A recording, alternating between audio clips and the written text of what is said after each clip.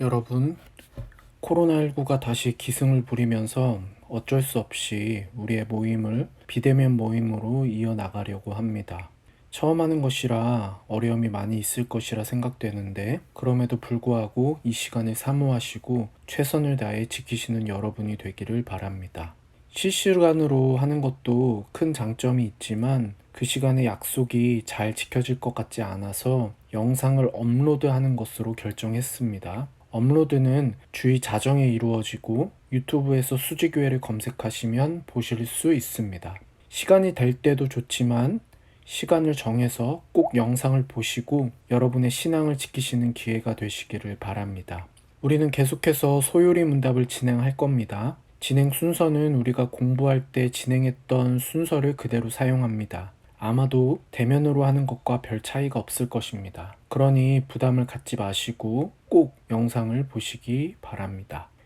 여러분께 특별히 당부하고 싶은 말이 있는데, 코로나 시대는 우리가 우리의 신앙을 어떻게 지키는지, 어떻게 지켜나갈 수 있는지 고민하고 실천하는 시기라 생각이 듭니다.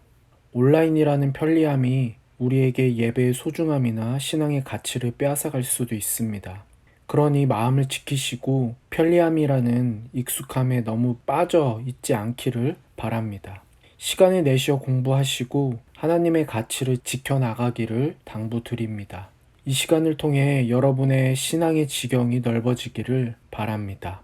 오늘 영상은 우리가 지금까지 했던 공부를 리뷰하고 점검하는 시간을 가져보려고 합니다. 앞만 보고 달려가는 것도 좋지만 이번 기회에 한번 배웠던 것들을 점검하는 것도 좋은 시간이 될 것입니다. 혹시 프린트를 가지고 있다면 그것을 보면서 하는 것을 권장합니다.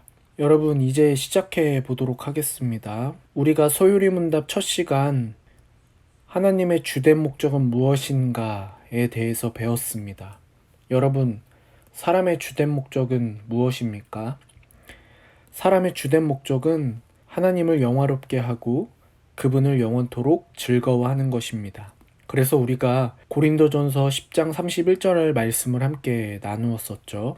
그러므로 여러분은 먹든지 마시든지 무슨 일을 하든지 모든 것을 하나님의 영광을 위해 하십시오. 여러분, 모든 사람의 삶과 목적은 하나님께 영광을 돌리기 위한 것이어야만 합니다. 이것은 그리스도인이 살아갈 때 품어야 하는 큰 주제입니다. 그렇다면 하나님을 영화롭게 하는 것 4가지가 있다고 말했었죠. 그것은 무엇인가요? 감사, 예배, 사랑, 순종입니다. 우리는 이 4가지 중 어느 것 하나도 포기해서는 안 됩니다. 감사하는 삶, 하나님께 온전히 예배하는 것, 사랑을 전하고 베푸는 삶, 하나님의 말씀에 순종하는 삶. 이 4가지는 반드시 우리가 지켜야 합니다. 자, 그럼 다음 질문으로 넘어가서 소유리 문답의 2번째 질문. 하나님은 당신을 영화롭게 하고 즐기는 방법을 지도하기 위해 우리에게 어떠한 규범을 주셨습니까? 이 질문에 대한 답이 무엇인가요? 바로 하나님의 말씀입니다. 성경을 가리키죠. 하나님을 영화롭게 하며 그를 즐기는 방법을 우리에게 지도해주는 유일한 규범은 구약과 신약 속에 담겨있는 하나님의 말씀입니다. 그래서 디모데후서 3장 16절 말씀에 모든 성경은 하나님의 영감으로 된 것으로 교훈과 책망과 바르게 함과 의로 교육하기에 유익합니다 라고 말씀하고 있습니다.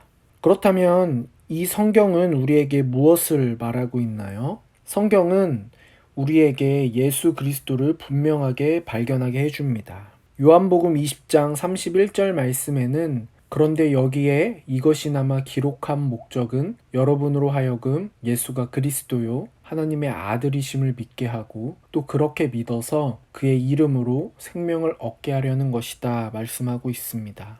성경은 예수 그리스도를 분명하게 보여줍니다. 또 하나의 질문이 있는데 이 성경의 목적은 그럼 무엇인가요? 라는 질문입니다.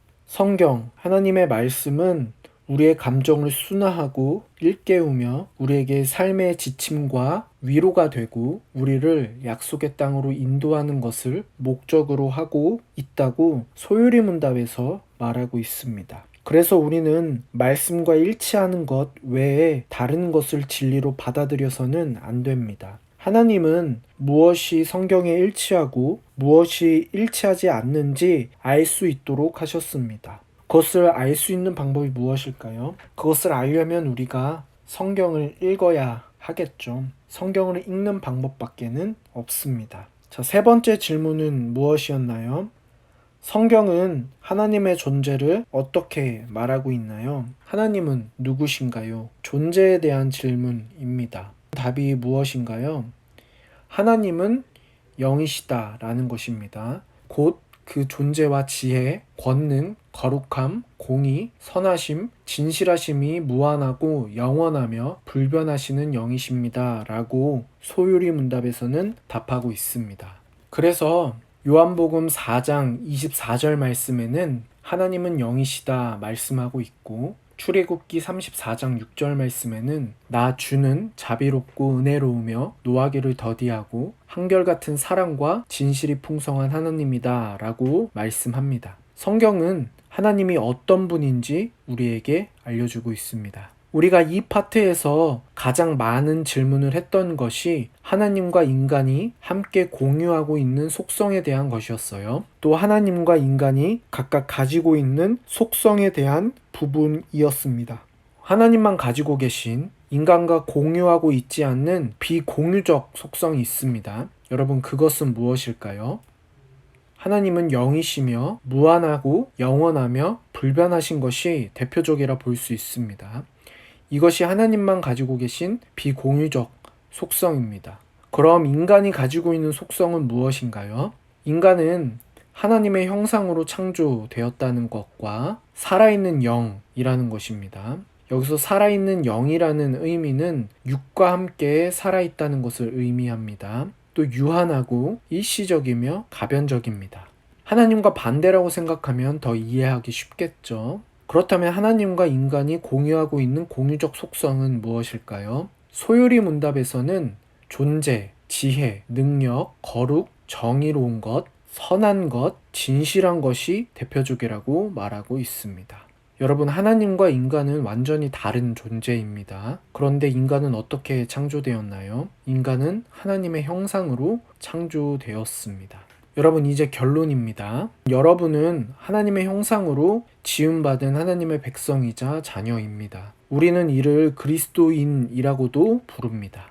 그러니 여러분은 여러분의 삶 속에서 하나님을 영화롭게 하고 하나님만으로 만족하는 삶을 살아가시길 바랍니다. 주의 말씀을 묵상하면서 하나님의 가치를 내 가치로 받아들이시기를 바랍니다. 하나님의 자녀답게, 하나님의 백성답게, 그리스도인답게 하나님의 가치를 지키며 살아가는 여러분이 되기를 바랍니다.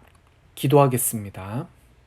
하나님, 감사합니다. 오늘도 우리를 불러주시고 시간을 내어 또 하나님의 말씀을 함께 나눌 수 있도록 인도하여 주시니 감사합니다. 하나님, 오늘 우리가 사람의 주된 목적, 또 우리에게 주신 하나님의 규범, 또 하나님이 어떤 존재인지 우리가 함께 배웠습니다. 우리가 하나님의 형상으로 지음받은 하나님의 자녀라는 것, 또 우리가 삶 속에서 하나님을 영화롭게 하고 하나님만으로 만족하는 삶을 살아야 한다는 것, 주님의 말씀을 묵상하면서 하나님의 가치를 지키며 살아가는다는 것, 우리가 이것들을 마음에 새기며 살아가는 우리가 될 수 있도록 하나님 인도하여 주옵소서. 이 코로나로 어려운 상황 가운데 있는데 건강을 지켜주시고 주님 항상 보호하여 주옵소서. 예수님의 이름으로 기도합니다. 아멘.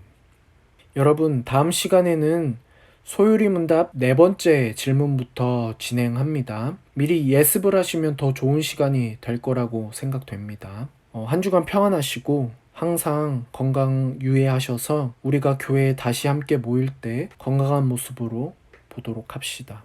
항상 기도하겠습니다. 평안하십시오.